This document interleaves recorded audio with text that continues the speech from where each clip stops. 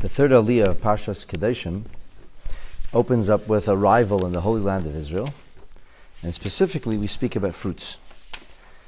Chapter 19, verse 23, V'chi el ha'aretz. So when you're going to come to the land, V'nitatem kol eitz machol. You will plant all kinds of fruit-bearing trees, edible fruit. V'araltem arlasai espirye. You will block the fruit, block it off from you, for shalosh shanim, for 3 years. Yeh lechem arelim, the fruit should be blocked off. Loy ye'ochel, you shall not consume it. Which ultimately means you can't benefit from it. Not only edible prohibition, but a prohibition in benefiting from the fruit in any way, shape, or form. So Rashi doesn't really say anything. He doesn't say anything. He says a little bit about the technicalities of it. He doesn't speak about the coming to Israel and what is the reason and the meaning behind this. He just says this is clearly an Eretz Yisrael oriented kind of mitzvah. And what is the mitzvah? Va'araltem arlasei. So Rashi says, what does that mean? Va'araltem arlasei. Says Rashi, va'atamtem atimosei. You'll block it off. Its blockage will be blocked, or its produce will be blocked. Yehei otum v'nistam elaharin sumenu. It means that it will be in your eyes as if it's blocked from you. In other words, it's not really blocked. The fruit is fruit, and it's visible. But it will be as if it's blocked off from you. You have to make it as if. You have to block it off. You have to separate it from your life. And how long is that? That's shalosh shanim yeh lechem arelim. For 3 years it'll be blocked. So Rashi says, okay, 3 years. Me'ema saimoinole. When do you start counting these 3 years? Is it mishas netiyasei? Is it for the time of planting? Or not? Or maybe it's a time when it starts to bear fruit. So Yochel, I might say that since this is a prohibition that lasts for 3 years, so im hitzniyoi, if you would cut off fruit and squirrel it away, la'achar shalosh shanim, it's only prohibited during those 3 years. Yehei mutter, after the 3 years passes by, then if you manage to cure the fruit and the fruit is around, then you can use it. It's only during those 3 years that you're not allowed to use it. Talmud Leimar, the verse comes to teach me yihiyeh. Yihiyeh means it remains blocked. B'haviyosai, it remains blocked. So we got the upshot as you come to the land of Israel for 3 years, 3 years of fruit bearing. Whatever the tree bears has to be blocked off. You don't use it in any way, shape, or form. Fruit is born in those 3 years. The first 3 crops, the crops are blocked off. We may not benefit in any way, shape, or form. So why is this? Why is it? Rashi, of course, doesn't talk about why. He doesn't deal with things like that of time you have mitzvahs. The Ibn Ezra has this long rumination where he suggests that the reason that we don't utilize the fruit, we don't benefit from the fruit during the first 3 years, he says that in the first 3 years, the fruit is still filled with toxins or imperfections. And because that's the case, if you would benefit from it or use it, it would not be of great use to you. In fact, it could be harmful to you. We have no scientific evidence, to the best of my knowledge, that backs this up, but that's what Ibn Ezra says. The Ramban says that, as a rule, the first couple of crops are stunted, and even if it produces fruit, it's not well. The fruit is not well produced, and therefore, the first time you get really decent fruit is the 4th year, the 4th crop. Okay, so what? So here's the point. Ramban says we have a mitzvah called bikurim. You work hard, you toil, you put all the effort in. Finally, this blossoms. Finally, you're able to see the fruits of your labors. What do you do with the first fruit? The first time you're able to finally benefit, what do you do with that? Hashem. Because it's not really ours. Everything is from God. So he says, okay, so in the case of the tree, forget if it will be damaging, won't be damaging. Let's put that aside for a moment. If the first couple of crops are not really good crops, then you have to start off this cycle by dedicating it to Hashem. So what would you bring to Hashem? Stunted crops? Imperfect crops? The tree is still kind of getting its stuff together, so the crops aren't coming out right. So if the crops aren't coming out right, if you take the first year's crops and bring that to the base of Mikdash, that will be an embarrassment. This you bring as a korban. This is a gift. 2nd year, 3rd year, 4th year, now we're talking. Good. So then the 4th year's crops have to be brought to Hashem.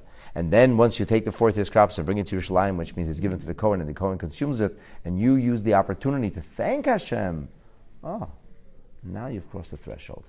Now you can use your fruit. Now you can enjoy a tree. And that's how we go from verse 23 into verse 24. Vashana Haravias, and the fourth year says Ramban, then the fourth year will be designated as a sacred fruit, be set aside and used for the purpose of Hilulim, of thanksgiving towards HaKadosh Baruch Hu. The Kli Yakar has a very interesting rumination on this whole business of the 3 years and the fourth year. He says that this is also a reflection of creation itself. So when God created the world, there was no vegetation for the first 3 days. The first day was Yehi Or. Then there was, after God creates light, He creates a firmament, an atmosphere. And then after He creates an atmosphere, He creates dry land. And then, only on the third day, do we start to get some kind of vegetation. However, we're told that where was all the vegetation that God created on the third day? It was inside the earth. On the surface of the earth, you didn't see anything. It was only on the fourth day that the trees actually grew. Only on the fourth day did the vegetation appear. He says. And then, that fourth day, when God was busy with the stratosphere, putting all the stars and planets in place and getting all the orbits going, nobody was using those fruits. So when was the first time somebody actually began to use the fruit? On the fifth day of creation, there were some animals created. The animals got hungry. They ate fruit. So he says, until the fifth year, nobody really ate any fruit. And he says, the Kli Yakar therefore says, this is a reflection of creation itself.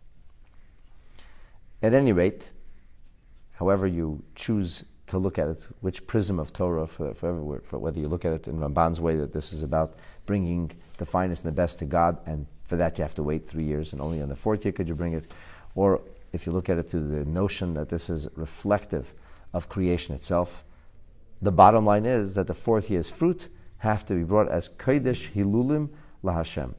Rashi says, what does this mean? Yiyeh kol pirye Kodesh. All of its fruit should be holy. What does holy fruit look like? So Rashi says holy fruit is K'maiser Sheni. It's like the second tithe. Shekosov bay. It says about the second tithe, and we'll actually be reading about this at length in the book of Deuteronomy, but here in a couple of chapters in Leviticus as well, that we read about this Maiser Sheni, the second tithe, that it has to be brought. Shekosov bay v'chol maiser ha'aretz v'gemer. All of the tithes, which is referring to the second tithe, will be Kodesh LaHashem, will be sanctified or sacred unto God. And what do you do with it? So Ma Maiser Sheni in Echel Chutz L'Chaimes Yerushalayim Ele B'Pidyon. Just as Maiser Sheni cannot be eaten outside the gates, the precincts of Jerusalem, the holy city. What does it mean, holy? Holy means that it's a place designated for mitzvahs. So certain mitzvahs can only be done within the walls, within the precincts of that particular area, because it's the holy city. So this notion of holy fruit means like holy produce that has to be eaten inside the walls of Yerushalayim. And the only way that can be superseded is bepidyon, if you redeem the fruit. So you can redeem the food because some food's it's not going to last. Av zeh kain, same to here as well. The davar zeh, and this business that the fruit or its value will be brought to Yerushalayim, hilulim lahashemhu. This is an opportunity to sing God's praises. Shenoisa isham, you become inspired and you carry the fruit there. L'shabeach olahalel l'shamayim, to praise and to thank to heaven. Ibn Ezra says, hilulim means lahalel Hashem, to thank Hashem. And then, what do you do with the fruit? V'hakoyen yeichlanu. The kohenim eat it. So Rashi tells us it's like Maiser Sheni, but really it's not like Maiser Sheni, because who eats Maiser Sheni? We, the regular people, eat Maiser Sheni in Yerushalayim, but regular people eat it. Not these fruits. These fruits are sung over. Hashem's praises are offered over the fruit, and then the fruit themselves is consumed by the kohen. And then comes the fifth year. Uvashana chamishis, and on the fifth year, teichlo es pirye, as they say in French, es gesundheit, eat. You can eat your fruit now. Lahaisef lachem, so that it might be added to you to its produce. Ani Hashem Elokeichem, I am the Lord your God. This is a funny verse. It's a funny verse because it starts off Ubashana Chamishis in the 5th year. All right, Teichlu is period. You can eat the fruit. I would have stopped it right there because that's what you can do. In the 5th year, you can eat the fruit. The Torah says no. You can eat the fruit, but when you eat that fruit, lahoisiv lachem, that's to bring you more fruit. Eat up so you can get seconds. Eat up the fruit so you can get more fruit. I am God. Wow, I'm glad you're God. What does that have to do with me eating fruit? And what does that have to do with me getting more fruit? So Rashi says that the words lahoisiv lachem tvuasai are not part of the mitzvah, but rather Hashem is promising a reward for doing this mitzvah. It is to say, ha-mitzvah hazeh, says Rashi, shetishmeru, this mitzvah that if you keep it, tiyah, that it will be for you, lahaisiv lachem tvasei. I promise you, God says, you keep this mitzvah, I will make sure you will have abundant produce. I will add to your produce. I will add to your harvest. What's the point? The point is this, shebeschara, it's in reward of doing this mitzvah, ani mevarech lachem peres anatiyah, that I will bless the fruits. Okay, why are we getting blessed? So we blocked the fruit off. So we didn't eat the fruit. For this we get blessed. We didn't even do anything. It's just omission. We omitted this from our life. So the great Rabbi Akiva said, here the Torah is Dibra Keneged Yetzirah. The Torah speaks to the Yetzirah. God knows we have a Yetzirah. He created it for us. And He knows the Yetzirah is not happy. The farmer worked real hard. And the tree is blossoming. The fruits are growing. It's blocked. Another year blocked. A 3rd year blocked. 4th year I get some fruit. Not for you. Bringing that to Yerushalayim. Yetzirah is like enough already? You think I could have something too? I mean, isn't it my farm? So Rabbi Akiva says, yeah, we know. The Yetzirah is going to get the better of you. A person shouldn't say, 4 years I'm killing myself. 4 years this is so painful for me to watch my crops rot in the field and then run off to Yerushalayim and I say, when do I get to eat? So Hashem says to you, relax. I know you're a little frustrated. This was tough for you. But you should know, lefikach. Therefore, I'm telling you, so when the Yetzirah gives you a heart, you tell the Yetzirah, be quiet. Don't you want to get more fruit? This is going to bring you fruit. Oh, this brings harvest. Yeah, this brings the harvest. Okay, fine. This brings the harvest, so the Yetzirah feels better. And the Torah does it sometimes. So what does that have to do with me being God? It says Rashi, Ani Hashem hamavtiach al kach. I am God who makes the promise. And that is to say, v'ne'eman lishmar avtachasi. If I'm God and you believe in me, don't you think I can keep my word? So God says, take a chill pill. Relax. Don't get all frustrated and bent out of shape. I promise. If I'm promising, you believe in me, leave it to me. The suffering, quote unquote, that you had, the pain, the anguish, the deprivation of blocking the fruit off, and then finally bringing it and giving it away, in the end, it'll work out for the very best. And that, my dear friends, is the cycle of fruit in the Holy Land of Eretz Yisrael. And here, the Parsha turns to an entirely different subject.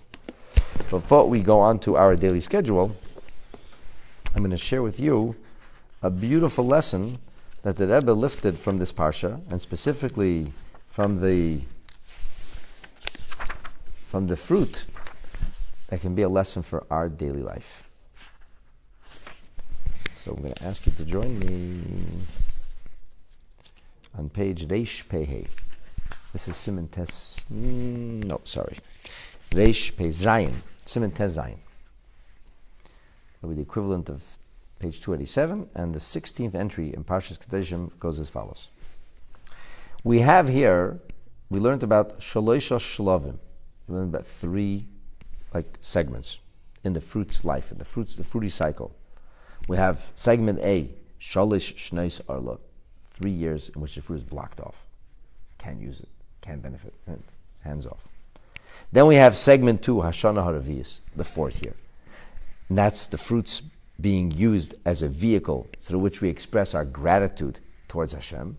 And when we have the attitude of gratitude and sing His praises, then we're set up. This is the way the tree's life begins. And our experience with it for maybe the next 100 years, maybe 200 years, so the tree will be producing fruit on an annual basis and we'll be harvesting.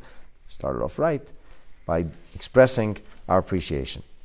And then we have Shana HaChamish, is the 5th year. Which the 5th year could be the 50th year, could be the 100th year.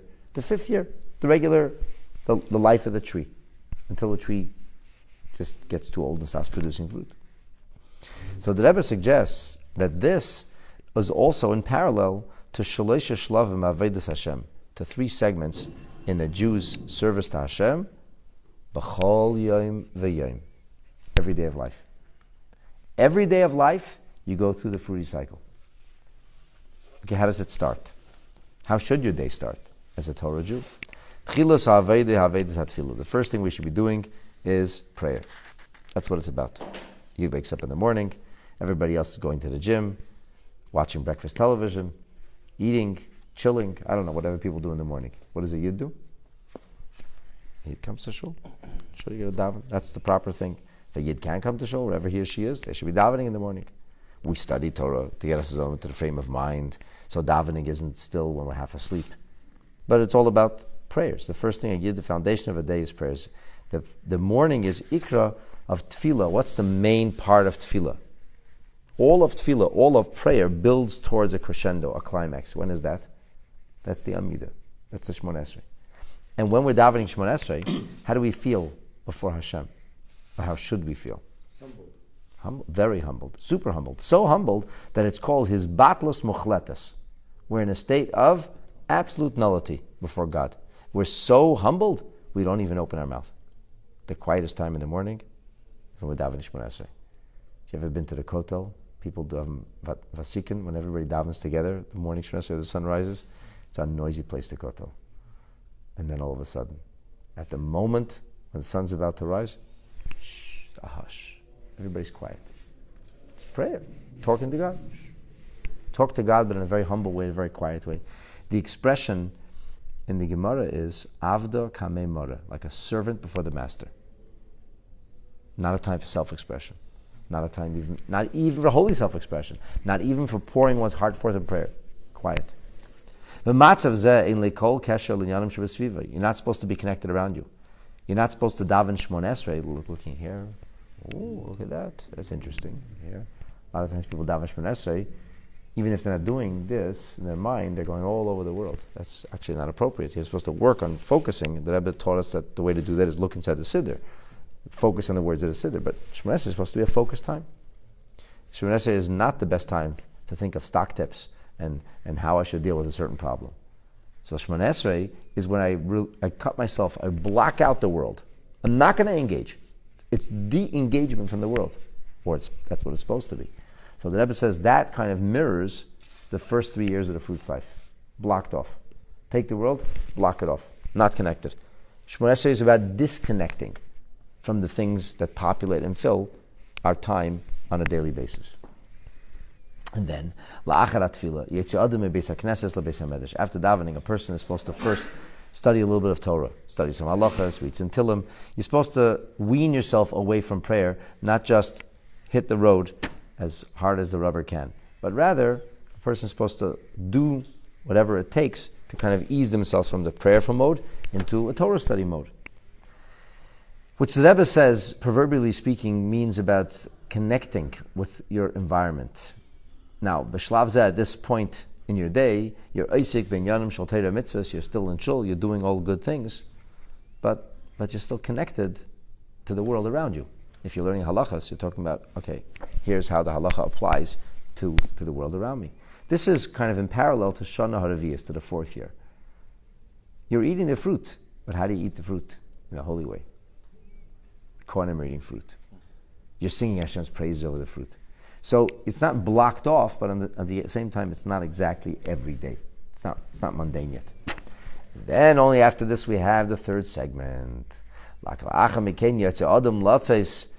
The person gets ready to go out. He gets involved in everyday life. And the life of the tree, well, that could be a long life of the tree. You have a whole long day ahead of you. And during this long day ahead of you, a Yid has the koyach to take in Yoni Rishus elective areas of life and harness and channel them in a holy way. Which this is B'derm L'Shnas HaChamishis. This is in the mirror image of the 5th year and onward. Shabo HaPeirosim Chulin. From this point onward, the fruit are yours for the taking and enjoying. And so, the fruit is not only a reflection of creation, as Kli Yakar tells us, but the fruit is the roadmap for us on a daily basis. So we should have a fruitful day.